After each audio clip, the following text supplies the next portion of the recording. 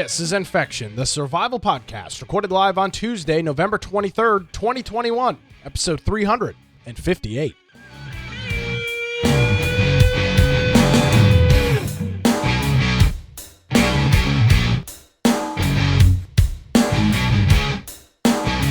Hello, ladies and gentlemen, boys and girls. Welcome into another episode of Infection, the survival podcast. Infection is your source for the latest information on survival video games. My name is Nick Craig. You can check me out online at my website, nickcraig.com, and download the Wilmington's Morning News podcast wherever podcasts are available. And then, of course, if you miss any portion of this illustrious program, you can head on over to our website, infectionpodcast.com. Joining me as he does each and every week, just a couple of days in front of Thanksgiving, Mr. Brian Aldridge. Yes. Hello, Brian. How are you? I'm doing very well, and hopefully everyone out there has a good Thanksgiving and is probably preparing for one right now. If you want to find me, you can get me at Brian Aldridge on Gab and Parler, my blog, biteoftech.com. And as Nick said, if you go to infectionpodcast.com, just go to the right-hand side, and you can join our server on Discord. And if you're interested in maybe playing some Ark, because there's going to be some special events for Ark going on this weekend. We do have our Ark servers. Whenever holidays come up, those automatically kick in. So make sure you join and jump in there if you're interested in any gaming over the weekend or the holiday weekend. If you want to get notifications before the live show, sometimes we have a Steam group. We also have our video forms of the podcast. If you do that to Twitch, YouTube, BitChute, and DLive, we do stream to those live and then also have recordings of some of those after the fact as well. We have a podcast extras if you want an idea of what some of our pre and post shows look like. And then our audio forms. If you go to the lower right hand side, we got links for whatever kind of device, platform, things that are on mobile devices and web-based, desktop-based, lots of different options there. If you're going to listen, though, I encourage you to go to that particular episode of the show you're listening to and follow along, because we put links for every single topic and video, article, everything that we refer to throughout the podcast. We have links to those that you can go and follow along as well while you listen. So if you are interested in that, just jump over to our website. We've got ways that you can support us as well. If you go to the top and support option in the menu, or infectionpodcast.com/support. You have Prime Gaming subs, Humble Bundle, Amazon Prime. I mean, there's everything you can imagine going on in here. So, and Subscribe Star. So if you're interested in any of those, just jump over to the website and you can help support the show. Excellent. Bingo, Yes, sir. boom, shakalaka. There's our buddy, our lovely Pi Gal friend, Tag Durante, Yes. with the Welcome back, Tag. 20-month resubscription here on Twitch. Thank you very much, sir. It is greatly appreciated. Hopefully you have a nice Thanksgiving. So, Brian, I will admit, I'm not the person that does the prep work for the show. That we've got our responsibilities. Yours is some of the pre-show work. Mine is the during production and post-production. But you have got so much news in here about so many stories. I read through a lot of it. I understand. I don't know where to go. So I'm gonna just go ahead and hand over the keys to the house and let you figure out what you want to do here. All right, yeah, let's go ahead and jump in, because on here there's a lot of different topics, but some of them kind of flow together. So first of all, let's talk quickly about something Epic has done this week, or in the past week. They have purchased a studio, and this is in relation to Fortnite, but this is more music based. So this may be a hint at some things coming to Fortnite. Now, the studio that they purchased, they made games that you've heard before, Rock Band, some of the DLCs for that. They've had there's some other ones too. But they're music-based games, and they're visually music-based games. And this is something they've been bringing music, they've been bringing videos into Fortnite. But I'm kind of curious, are they going to bring music games into it as well, or some sort of a challenge? Yeah, I mean, you talk about the kind of explosion of Guitar Hero and Rock Band in the would have been the late 2000s, early 2010s, when that genre really exploded. Guitar Hero was Vicarious Visions, which was Activision, and then Harmonix did Rock Band and all that stuff. Did they do Rocksmith too? The one that no, that's a different company. That's a different company. Yeah, that's a different company. Yep. So one thing they mentioned in this article is just they've started doing these concerts and started really bringing music. And then we have, of course, Facebook or whatever they're going to call themselves, overall meta brand, The talking meta, about yes. this metaverse. And I think that I think there's kind of going to be a race of this metaverse. And Fortnite is one that I think is kind of building itself up early in what they call this metaverse of a place where you can go and hang out and do things in the virtual world and have things in the virtual world. I assume that's kind of what they're going for. That's what I kind of got a hint of the Facebook's hint, saying what they're saying they were going to do. But I think this is more going that direction. And what I see metaverse as, and especially in this kind of COVID culture, as people say, if people want to go to a concert and then feel like they're in the experience, that's what I view as like a metaverse, where you go in a concert, you have somebody where people recognize you as things, where you don't just make things and put them in the game. Like you have to earn things, and like real life, but in a game, kind of like those old games that people used to play. I'm sure people still play them. Like, well, Second Life. Yeah, Second Life. You talk about the quote unquote metaverse as a whole, and when you do use that term and throw that term around, it is interesting to note that if you look at Fortnite, they do kind of already have that's what I'm saying. They're already almost there. Yeah. What other game would you think? All right, if I have to go to a concert in a game, what game would it be? Well, the one that's already done it. Right? Definitely wouldn't be a Travis Scott concert. No, that's true. But this is something I think that they're pushing for, because if you're going to host a concert and this becomes like a thing to do on the internet, well, they're set up to do it. They've got the infrastructure to do it. They've got technology that works to do it. They have something that's almost on every single platform that's capable of doing this. And people, well, Meta or Facebook, they don't have anything in place really to accomplish what they're saying. They've been really pushing for VR and all these things, but most of the users kind of moving towards the older dynamic on Facebook anyways. The younger generation isn't going into it or isn't staying there. I don't see how Facebook's really going to bring this meta thing. But I could see how a company like this that already has tons of younger people could. And also trying to get away from the VR, because that I think that's in the future. I think just being to where kids meet up and meet people and hang out and do things that they would have done in real life on the internet. Like that's kind of what I view the metaverse as, to where you have a reputation, a personality, a life in this little fake world. And I assume that's where they're going for, and that's why they want to create to where there's this something that groups can do in here other than kill each other. Yeah. Well, of course. As we've seen, video games are violent. So that it is interesting. I mean, Harmonix. So wait, I want to say that. So they made Guitar Hero and Rock Band. Now, they made both of them. Oh, really? Okay. Yeah, Harmonix. They bought Fuser Studio Harmonix to bring music to Fortnite, and they said Guitar Hero and Rock Band. I thought they only had one of them, so they pretty much have most of the market on this kind of. So and now Epic owns it. So this will be. I wonder what that does for old licenses.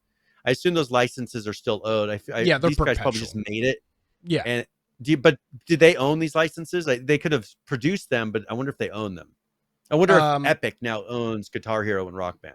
Well, they would. That's what I'm not seeing. Yeah, I mean, they would. They won't. They don't own the music inside of the games because that's licensed. But what I'm saying is, does that studio still own those licenses? Do they still own the rights to them? I have no idea. I know Activision published Guitar Hero. I have no idea if Activision holds the rights or if the developer holds the rights. But I would assume they've got something.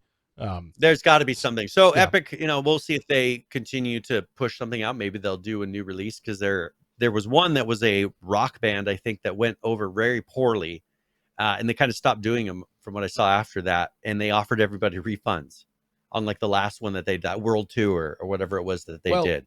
So I think a new company coming in and kind of revamping that and doing it right would be much better.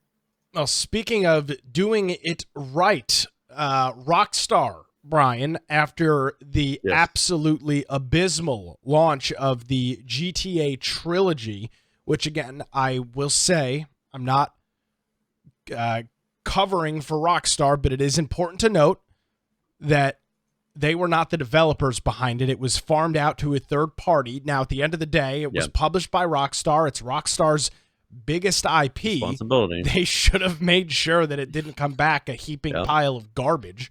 But in the end, they're the ones accountable. People don't think when they look at that product, they don't think of the company that developed or put the work together.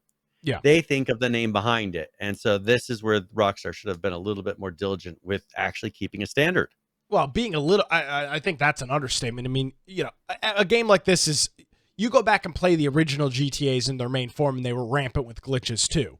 But the stuff in this trilogy, it appears as if they did zero QA testing at all, just based on what some of the things that we saw were. So after the self-described mess and train wreck that those were, one of the big concerns, Brian, was the fact that because the trilogy was out, they actually removed the original versions of those games from Steam and from the Rockstar launcher. So they cleared them out. Yeah, they cleared them out, which on face value is probably not the worst thing in the world if the trilogy was... Because you have all that content except for a few things they took out. Well, and it's not even that. And as we learned more and more, we found out that this version of the game was based on the Game Boy version. Yeah, even... Or it was like there was like a mobile version that they were working on. It would have been a game. It would have been a Game Boy at the time, or the Nintendo DS. I'm thinking that they started working on something for a phone version. I think they had like a mobile version that they had made. Gotcha. They started working on, and I think they used that as the base of it. Because they do have mobile versions of Grand Theft Auto and things like that. They have the mobile versions of them out there that aren't enhanced, don't have the better graphics. And so I think they took that version rather than going to the original and properly making something that makes it work on another device. I think that's kind of a downside, going to a mobile version where things are probably shrunk down a little bit. I want this thing to be as high quality as possible. And I feel like they took a lot of shortcuts just by the descriptions of things we're hearing, and the fact that they didn't even go back to the source and try to, upscale whatever they're doing for upscaling. I doubt it's 4K, but whatever they're doing to upscaling the images to, that's something that I just feel like they didn't take the time, and they should have gone back and done it proper, because this is a big enough name. These things are going to sell into the future for at least 10 years. Well, look at freaking GTA 5. These things. Yeah. People will still be buying these. If they would have done them proper to where they were just seamless and smooth and felt like a great experience, I think that it would be something that would sell a lot more and pay for itself. I'm surprised that they kind of farmed it out like this. So as of November the 22nd, which was yesterday, the Grand Theft Auto trilogy is update 1.02 for the Grand Theft Auto trilogy. The definitive edition is live across all editions of the game, including the Nintendo Switch. The PC version of the game is back and available to purchase. And they announced that for, I guess, anybody that purchased the definitive edition, or anybody that will purchase the definitive edition through the Rockstar store between when the game launched and June 30th, 2022, will receive the classic versions of the game in the Rockstar launcher at no additional cost. So between now and June of next year, which is plenty of time, you will not only receive Grand Theft Auto, the Trilogy Edition, you'll also receive the original copies of GTA 3, Vice City, and San Andreas. So and those are back for sale as well. So I guess if you were questioning buying it, it's probably worth buying now just to get those old versions and have those available too. So I guess keep an eye out for a deal on the definitive edition. Again, it is important to note, through the Rockstar launcher. I'm not sure if it will be the same thing on Steam. I think it's just the Rockstar launcher. I'm not positive though. Yeah. And that's one thing. I was looking at getting it on the Switch, and who knows what that'll be interesting to see if there's any kind of, because I don't know what are available on there already, if they have any previous versions that they would give you, but we'll see. I'll look at it tonight, and we'll see if they put it on sale for Black Friday as well. Did I tell you? Hey, I don't know if did I tell you that I pulled out my Nintendo Switch and like turned it on and updated it and actually turned it on? Well, it was 100% charged, It's been sitting docked Oh, it's for been a sitting year off. under my. Oh, okay. Yeah, well, not even off. It's been sitting in standby because I clicked the power button and I was in the middle of playing Pokemon. I guess the last time I played it, so it was just sitting there. Didn't skip a beat. I did all the updates and the software updates and all the. I games did mine a updated couple, and like a week everything. or two as well. Like a week or two So, ago, I pulled mine out and at least turned it on, got it charged up. I almost I've got started playing a something. But do it. I got a road trip for Thanksgiving that fortunately I'm not driving on, so I think Oh yeah, there you go. Perfect I might opportunity. grab the old Nintendo Switcheroni and Windwalker, throw it in the bag. is it Windwalker or Wind are you gonna Waker. do? Have you played Wind Waker? Have you done all that one yet? Or are Yeah, you gonna go with Grand Theft Auto? I'm You definitely beat the whole not doing thing. You Grand did Theft all the whole Auto. thing. Okay. Musty said, "Did you play anything or just look at it?" No, I didn't play anything. I just did all the updates. I was the same with mine. I was like, I had all the intentions of playing it. By the time I updated the whole thing, I wasn't ready I to did play not have the anything anymore. intentions of playing. I had the intentions of updating. Oh, Well, and for some okay. reason it become I was trying to play disconnected it. from my Wi-Fi because I guess if it had stayed connected to, which I guess after a year of it sitting idle, I'm not necessarily surprised that it dropped its Yeah. Wi-Fi connection. But it should have updated in the background, but it did not. So yeah, I am expecting. I don't want to promise anything, Brian. You know, we stand by the highest moralistic standards here on this program, Mhm. but I believe come next week I will have a Nintendo Switch report. Perfect. Let's do it. Don't know what I'm going to play. I'll try to play. or I'll if try I'm to gonna play play it something at as all. well, even though I don't have a ton of time. Yeah. So there you go. All right, we'll see next week. All right, hey, let's talk really quickly. This is something I didn't realize was happening, but OBS, which is software that you've used, I use, Mhm. but it's OBS Studio. The first episodes of Infection Podcast back 300 We're done. Yeah, we're done on OBS. 357 weeks ago. We're done on OBS. Yeah. And it's an open source product, really good for streaming. Yeah, it's what Yep. I'm using right now to be able to do the green screen and everything behind me. And this is, I didn't realize, but Streamlabs had been using and created and had a product called like Streamlabs OBS, Which was great. Now this wasn't well, but I guess now OBS Studio has gotten so much better to where people we're noticing a big difference between the two. Correct. Because Streamlabs had copied even the website down to the layout of the website, and even copied words. And this is an open source product, but that doesn't mean you get to copy all their things and just change wording to yourself. That's not how open source works. They kept the interface exactly the same. So they had asked OBS, hey, do you mind if we have the word OBS in our name? And they said that they preferred that they didn't. And this was originally back in the day when they started this. This is like probably 2017 or 28. The Streamlabs OBS has been out for a hot minute. Yeah, and it's something they built on top of that OBS platform. So this is Streamlabs really. I mean, you could say OBS on it, but it's really Streamlabs version of the OBS device. And for people that don't know what Streamlabs are, is the reason that Streamlabs originally built this version of OBS was they incorporated all of their Streamlabs is exactly what they sound like. They have a whole bunch of services that are available to live streamers, things like countdown clocks, donation alerts, goals, things, all of that stuff. So they built their version of OBS, Streamlabs OBS, with all of that stuff built directly into the software. That's what I always Which is what's used. intended. Yeah. Yeah, and that's what it's meant to do. I think it's gone downhill, though, from what I've read. Like, people aren't very happy with it anymore. And I think it's either that OBS Studio has gotten much better, or maybe OBS is based on the old version of OBS or something. But there was a lot of complaints about people getting confused between the two, not realize there was a difference between the two products. So Streamlabs, they made an announcement here in the last couple of days saying we are taking immediate action to remove OBS from our name. Streamlabs OBS is built upon the OBS open source platform. Streamlabs OBS is also open source, and our code is publicly available.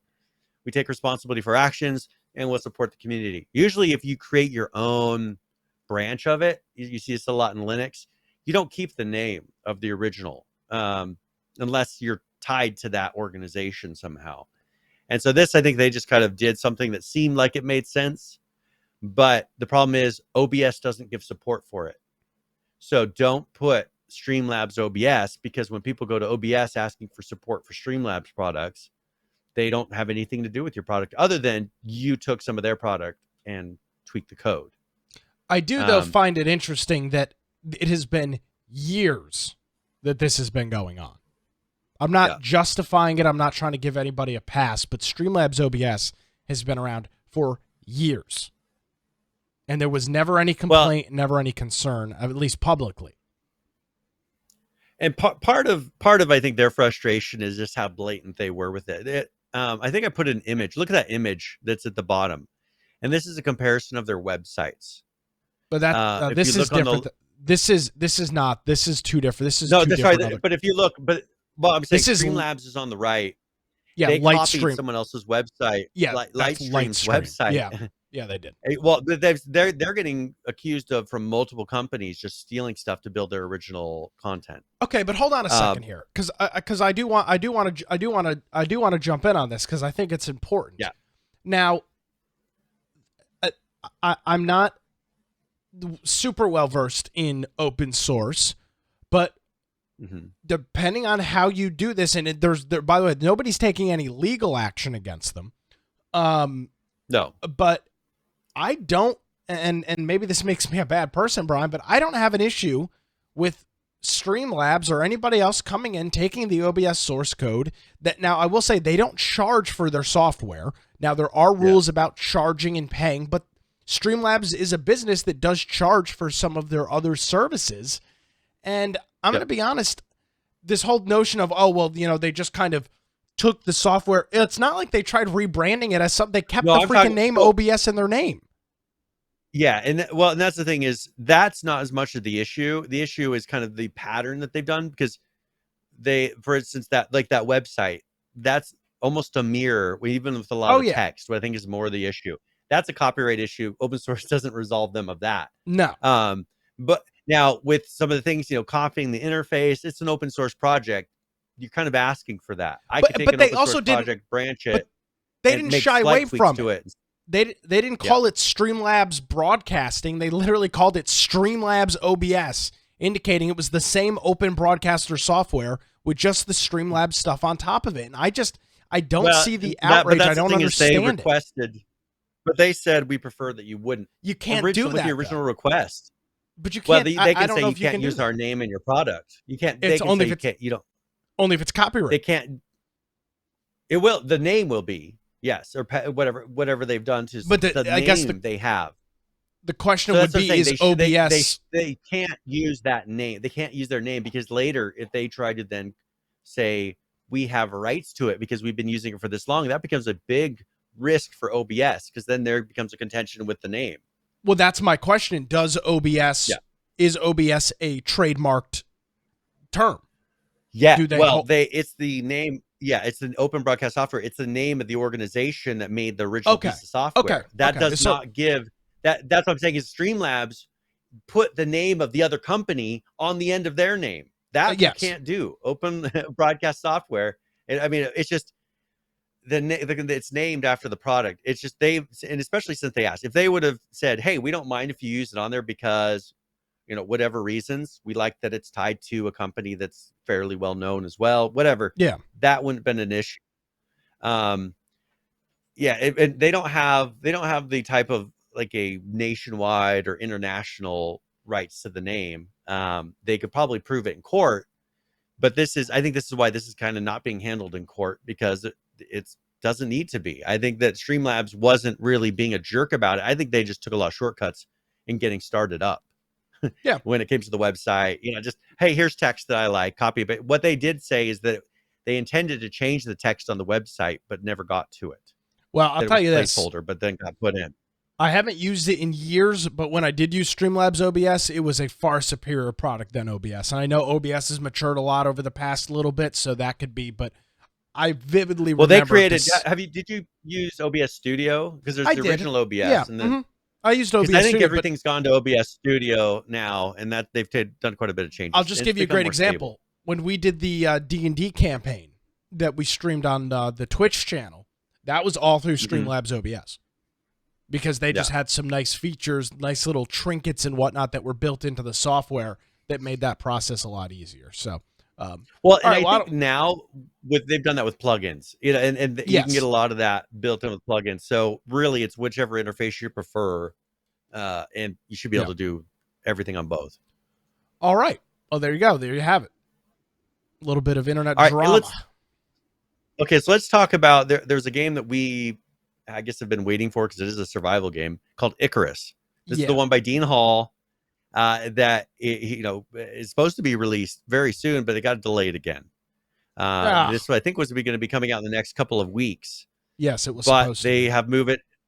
Yeah, originally, well, it was supposed to come out in August, and now it's going to be coming out in December. So they pushed it out a little bit later. I think it was supposed to be in the next couple of days or something, right around Thanksgiving, but December 4th. So they're not too far off, and they have some technology in this that no other games have used yet. And so there's some video I wanted to show a little bit of this off, and this is RTX GI, which is RTX Global Illumination.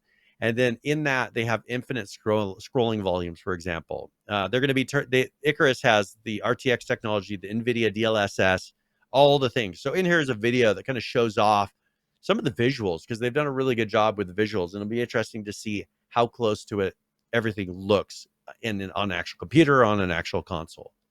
So let's go and play that. This is Icarus.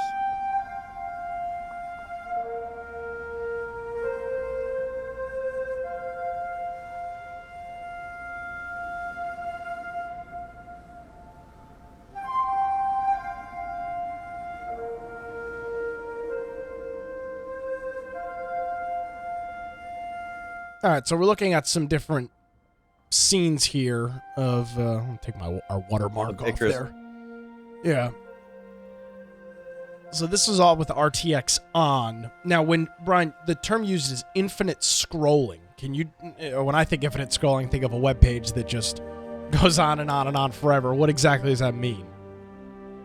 Well, okay, so infinite scrolling, it has something to do with the lighting. I'm going to pull up the exact definition so I don't want to get it wrong.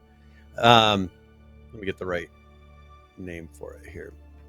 So RTX GI, and as you can see, one thing that they're getting is that kind of a fog effect. Yeah. And with the shadows, they have some side-by-side comparisons that I'll show as well. Let's see.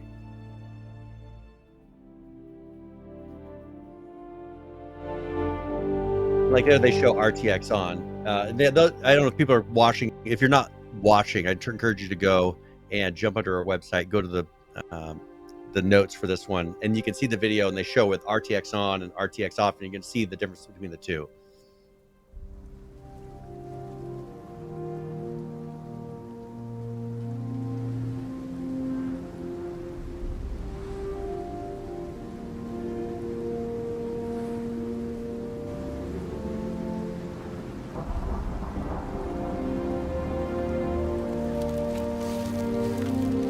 That animation looks absolutely terrible. Yeah, that through so well. It was good up until then.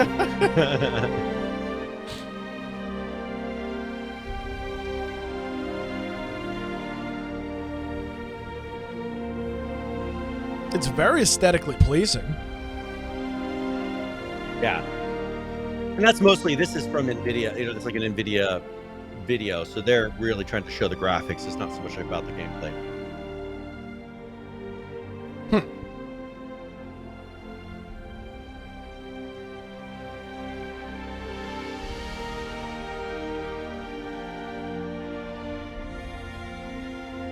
So, and I think this video, what it's showing is it's constantly updating. So I think with that the lighting is constantly updating as you move.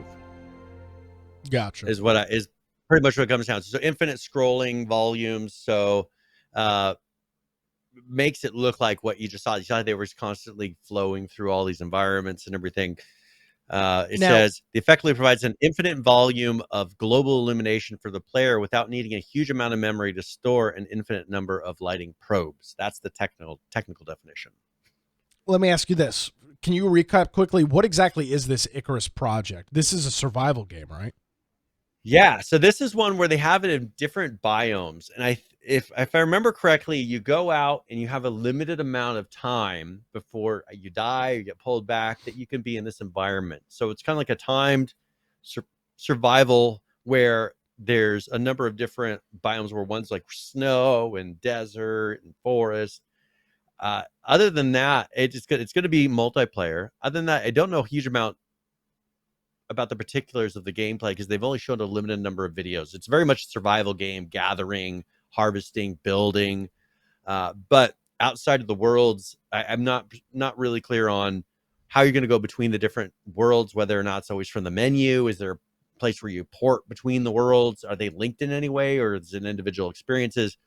That's stuff that they've not really shown. They've just shown people, okay, you're in this world, you're doing this. I'm more interested to see how do they make it all work together without it just being like a server. I'm going to load into this server and this biome because that's how it normally is. But they're hinting at it being a little bit more than that. Well, I guess we'll just have but to. This is wait. jam-packed full of technology too, and this requires ray tracing. So the RTX GI, the RTX is ray tracing. So if you don't have a ray tracing card, you're not going to get this global illumination. Yeah, from what I understand. So Icarus, it is available on Steam as of December the 4th. You can find a link to it on, you can search it up on Steam or head on over to our website, infectionpodcast.com. It looks like as of right now, it is 10% off, $26.99. That offer ends December 13th. So a couple more weeks to grab it at that. And it's going to be released here in a little over a week. So if you get it now, you don't have to wait too long. Another thing that so let's talk about Rust here for a minute, because Rust, they've put out some new features, and one is the permanent store. And this is something that I know that they've had skins and things, but I don't know what all, and things that you could purchase, but this is different. So they have a video. Let's go ahead and how about we do the Shadowfrax video first, because he's going to explain all this. And then we can look at the video that shows an example of one of the items in the store that they're going to be selling first. Hello? What's this sneaky mandatory update? Face Punch presents? Sounds like something pretty big is about to happen. I wonder what it could be. A new game mode? I like the sandstorm. I wish we could have proper sandstorms. I mean, that was something they were planning a long time ago in Concept Limbo. Oh. Wow. Nomad.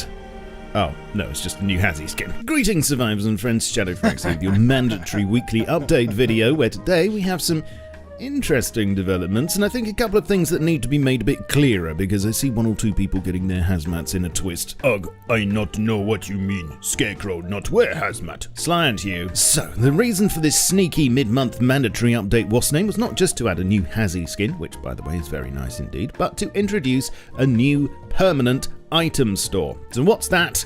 And what does it mean for you? And please, I know that survival in Rust involves being the first person to jump to a conclusion, but just try to switch off that part of your brain until I'm finished explaining. On the other hand though, lots of comments on a video do help with the algorithm, and likes, so as you were. Oh, and subscribe and join the Ring-a-Ding-Ding Club too, why not? So the permanent item store is something that you can access either in the main menu or on the Steam store page itself, and the idea behind this is to build up a core selection of items that are always available for players to purchase. Think some of the fun seasonal items that you get, or perhaps there's stuff that the team want to offer that doesn't fit into a DLC pack. Well, going forward, you'll always be able to get them here. One thing to note though, these items will not be tradable. Ugh, so that mean I can no make money by trading skins anymore. Ugh, I uninstall Rust now. Hold on a tick. You'll notice that there's now two tabs, Limited and General. General is where the permanent items will always be for sale. Limited is where all the normal weekly tradable skins will go. They aren't going away. The two store sections will coexist, so you can still speculate on the market and run your crusty little money-making enterprise as normal. Okay, but me make big mistake. Me buy 50 Nomad Hazzy skin to sell later, and now me stuck with them and have no money. Well, A, that was a bit silly. You should have learned to read. B, if you did bother to read, you'd know you can refund them. And C, hopefully that's subject to change and gets fixed in future so that greedy people like you can't buy multiples of things that you can only use one of. Ugh, now me feel stupid. Well, that's because you are. Okay, now we've got that out of the way, let's have a look at the first batch of permanent items, shall we? But first, pay attention, I has a rusty sponsor. Do you use Rust Plus? Do you use Discord? Then Jesus. it's time for you to discover Rust Link, a new super easy to use extension for your Discord server that integrates seamlessly with the Rust Plus app. Track your upkeep and storage, notify your clan when alarms are triggered, and advantage of setting All the things that we free. wanted Back to the in video. So apart from the Nomad skin, there's a factory door skin for the sheet metal door, which has a very nice window in it for looking in and out of. Great for those of you who missed out on the industrial door skin drop and totally not pay to win. There's a craftable patterned sofa for lounging on and a triple set of industrial wall lights for illuminating your base, which come in green, white, and red flavors. Seriously? No amber? Okay then. Well, I guess the Italians will be happy at least. Ugh, don't forget about coconut underwear. That is best. Yes, how could I? Okay, so in other news, work on adding Rust's missing world models continues with apples, cactus flesh, potatoes, bandages, medkits, cans, and all the teas to replace the generic burlap sack, which incidentally is also getting a new model, because sometimes you just need a good burlap sack. There's more work being done to polish up the first-person spectate feature for admins that I showed you last week, and a new branch called New Achievements, with the first couple being for shredding cars and winning hands in poker. In works in progress, snowmobiles are still being plugged away at, and intriguingly, earlier this week a commit regarding Arctic bases popped up, with grey boxes mentioned for wind turbines and a dome radar. If these are anything like the desert bases in scope, then we're probably looking at about 3 months before they're introduced. And then, what comes after that? Temperate bases? Apart from that, Happis Island is still receiving HDRP love, and it's that time of year again, so this weekend is Charitable Rust, which will include 4 skins for you to buy. Please let me know below what you think of the new permanent item store. I'm sure you're itching to tell me. Is it good? Is it bad? All right. So there's a $9.99. Yeah, so $9.99 for the hazmat suit, for example. Yeah. And they're permanent skins. So this is going to be, because you remember they had the beach ones. These are all seasonal that they let you buy at certain times. Mm-hmm. And this is now a permanent one. So you can get that Nomad skin. They had a couple of things listed there, and I'm sure they'll continue adding to them throughout the year. Yeah. All right. Do you have a preference on where we go next? Yeah. Since we're kind of wrapping up and heading towards the end of the show, I do think we do need to talk about some of the developments with Activision Blizzard. I hate that we have to keep talking about it each and every week, but each and every week there is just more and more and more that comes out about it. Let's recap a quick history lesson for everybody. And Brian, if I get anything wrong, which I likely will, just jump in. The questions and concerns about a systematic issue of working conditions at Activision Blizzard. Claims of things like sexual harassment, unfair treatment of women in the workplace, things of that nature, apparently going on for decades and decades and decades. Well, just a few months ago, they made a change and promoted a female to a position in which she was the co-head of Blizzard, the highest ranking person within Blizzard. She held that position for about 60 plus days and then has since resigned, writing some scathing letter about how the environment is terrible and awful and blah, blah, blah, back and forth. And over the past couple of weeks, Brian, we have seen calls for Bobby Kotick to resign as the CEO, letters from investors, companies coming out and talking out against Activision Blizzard, and there was more of that this week. Yeah, I want to say this. This seems completely blown out of proportion. But I could be, just from what I understand about the story, the reaction from the wokeism inside the gaming industry is just seems way overblown. Yeah, but I think they're trying to make an example out of sure. this company. That if you don't step in line with what we want, we will build the biggest company. And what's sad is I think that what's actually was happening is going to get lost. And for the people that were, I guess, mistreated or whatever happened during that time, they're never actually going to be compensated or made up for this in any kind of way, because they're going to get all the company and everything else is going to get so distracted on other issues that those people will never get any kind of feeling that something was accomplished. And now it's the problem is with this whole thing, they've got people in the company that are creating what I guess they were groups of people that are holding them hostage, I guess is what it comes down to.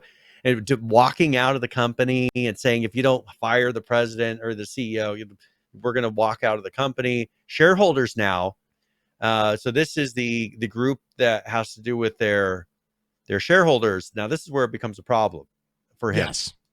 The SOC investment group says it's time for Kotick and the chairman of the board of directors to go.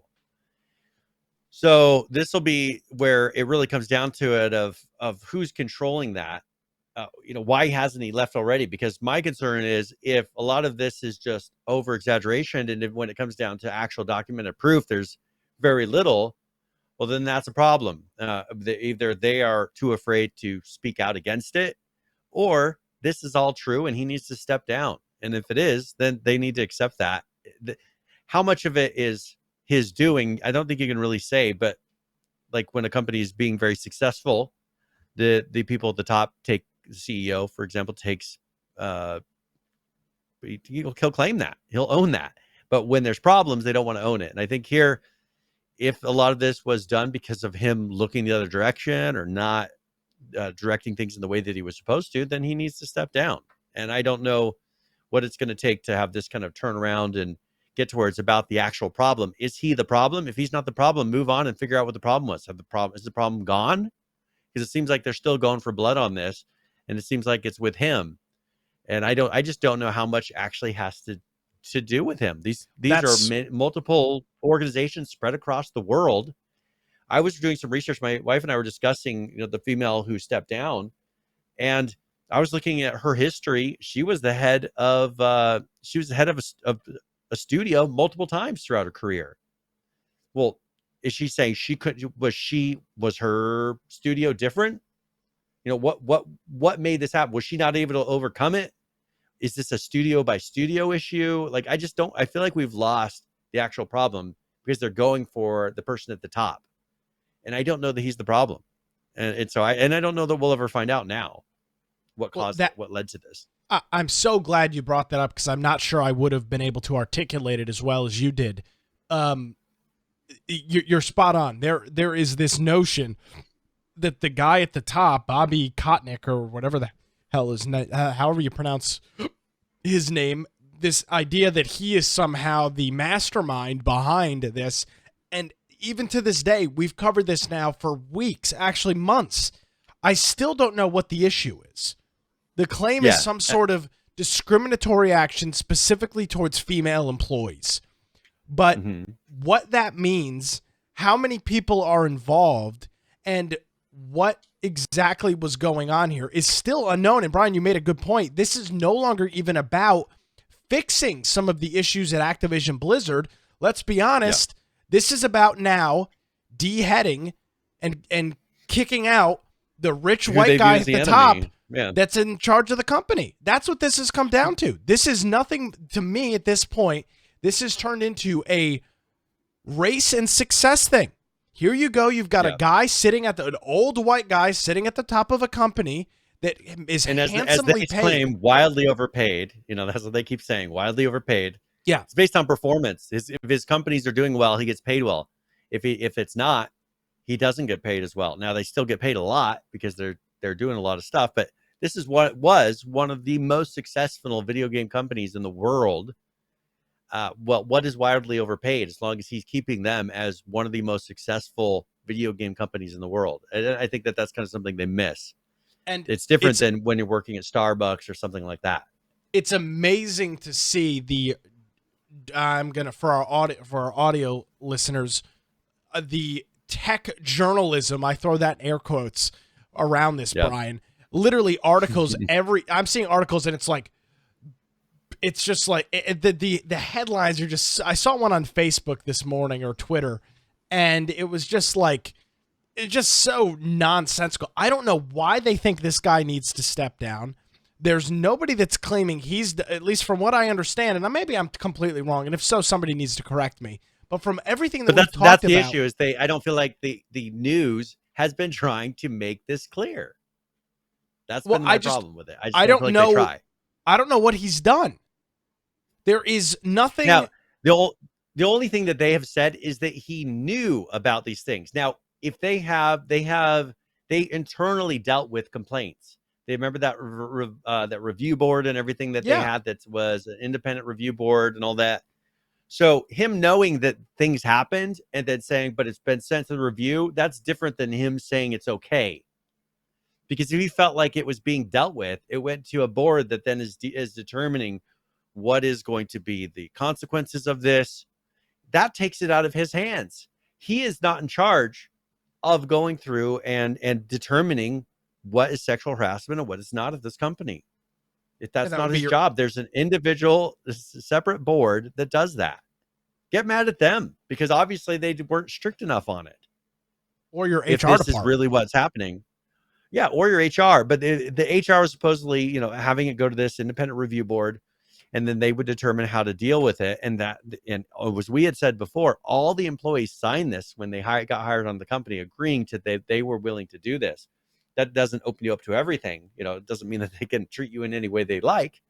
But I think that holding him to an account on this is just a little bit ridiculous because I still haven't seen.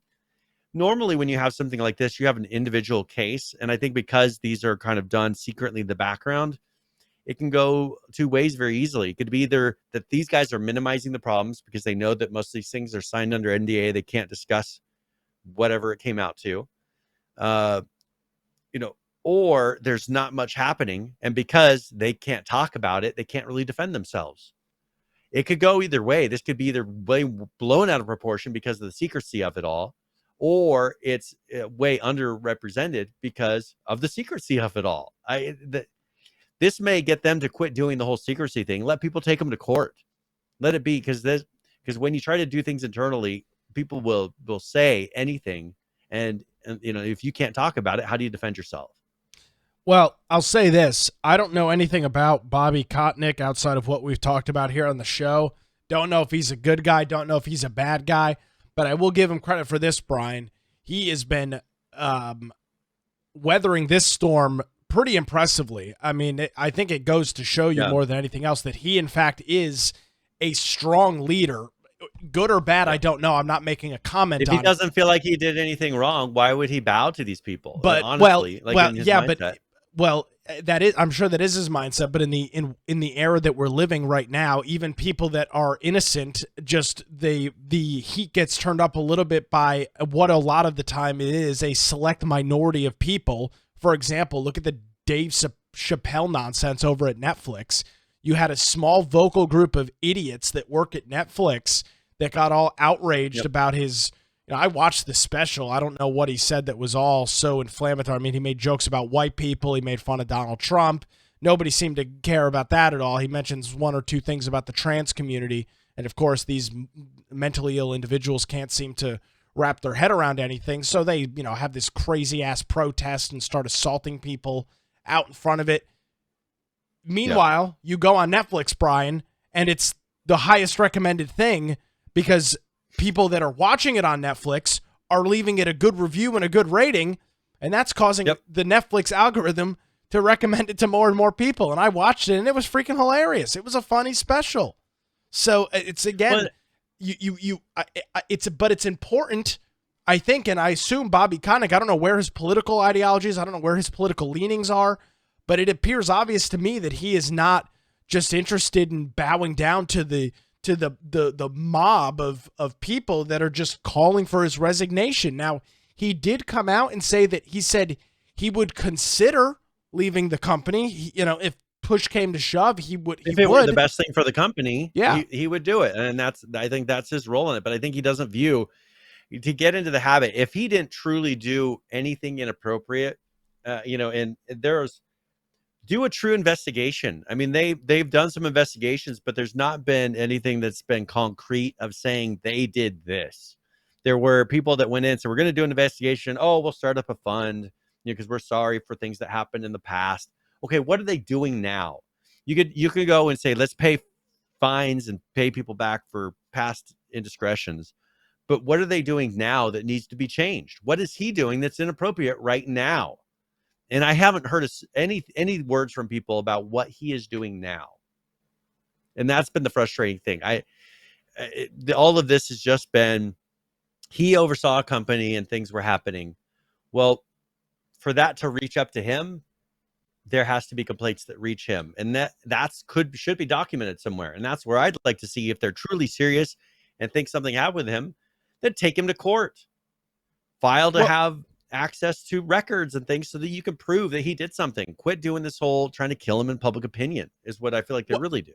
That is exactly what they really do. And again, I just want to go back, because this seems to be missed out of all of the stories. When these things first came forward and these big issues first started arising, or at least the reports of these issues, they implemented a zero tolerance policy for inappropriate behavior at work. That was done months ago based on the initial reports.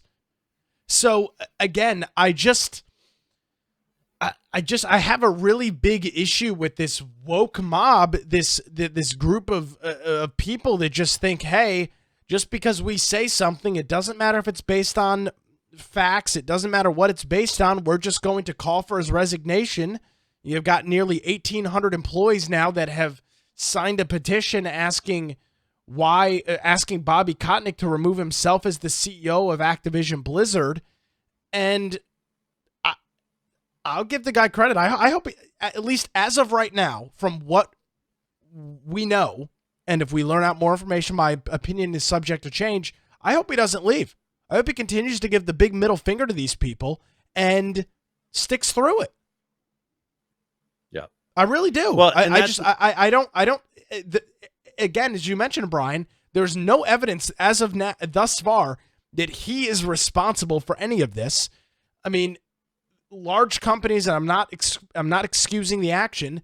The reason large companies have lawyers and big HR departments is because when you have thousands of people that work with you and thousands of people that come from all different places of life, different backgrounds, different religions, race, sexes, issues will in fact arise. That's why companies have insurance. That's why they have HR departments, and that's why they have lawyers. That's the thing. And Activision is a huge freaking company. So I give Bobby Kotick credit here for just giving the bird to these people and saying, no, screw it. I'm not gonna bow down to your pressure. I'm not just gonna quit my multi-million-dollar a year job because a bunch of asshats are running around being virtuous and screaming for his resignation on social media. It's just stupid. And people, I wish people would wake up. And the perfect example, I mean, there was a court case that just got determined here in the last week that is a perfect example of this. Just because something is in the newspaper does not mean it's reality.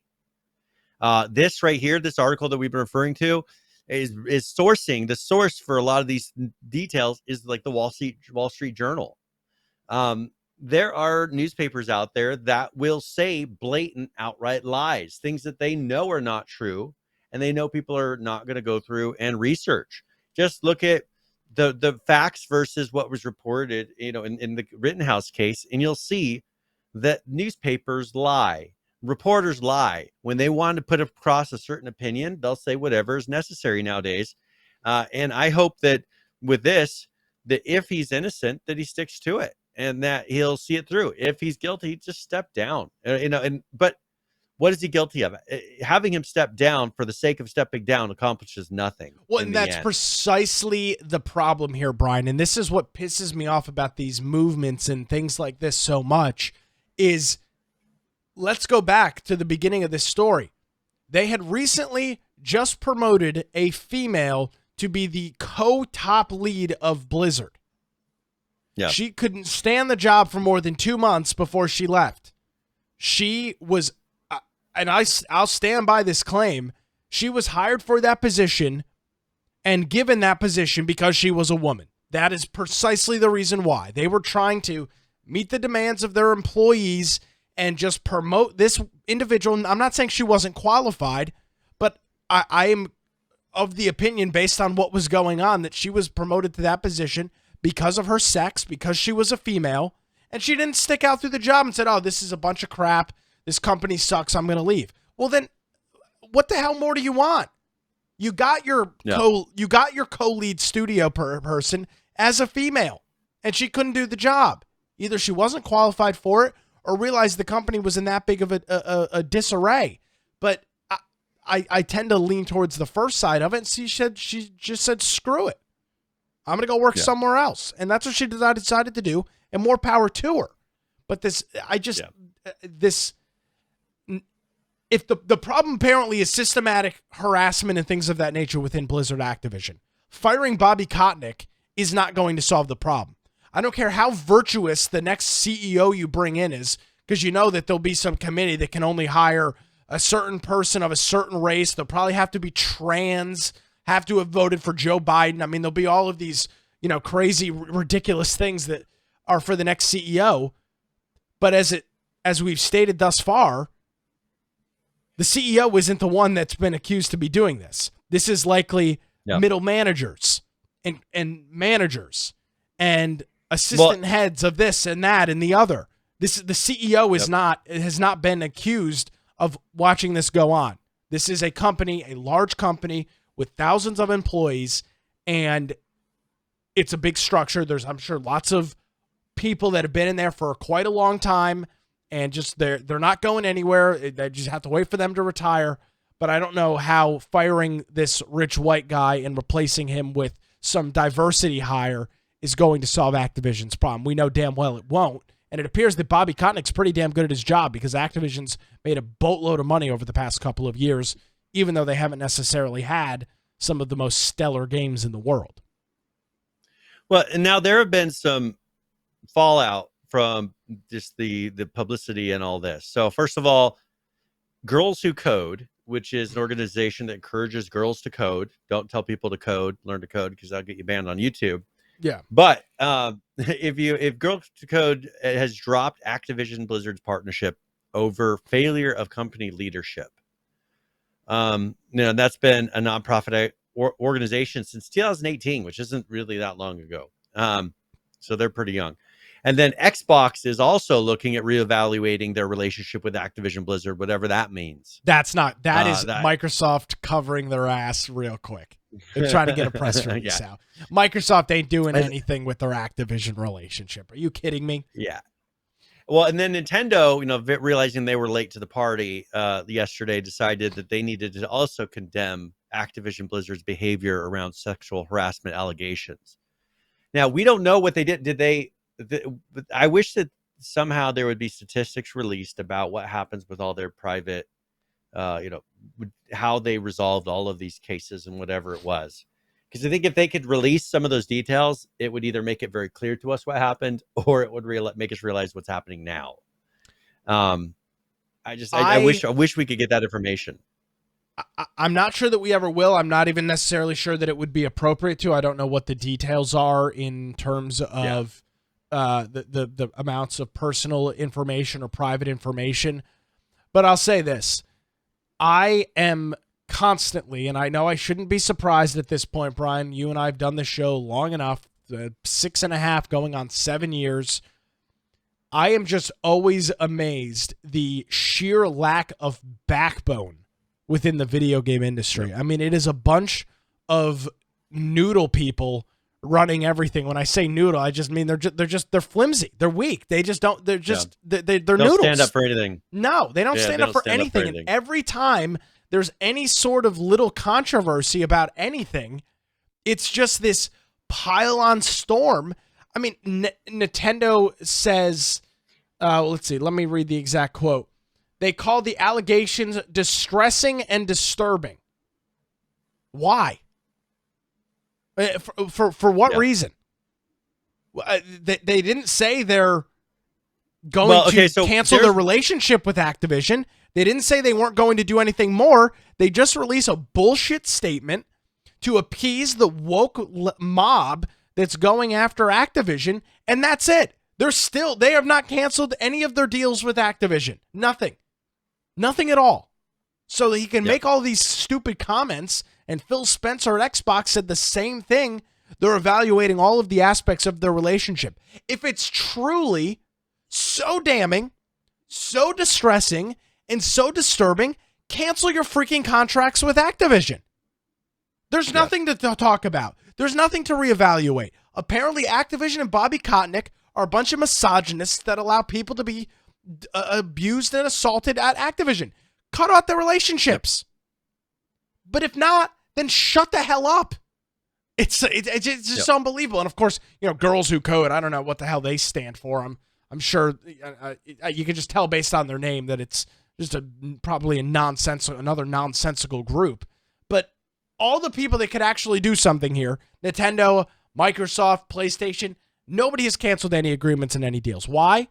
Because they know it's bad for business, and they know probably at the end of the day, this whole thing is probably BS.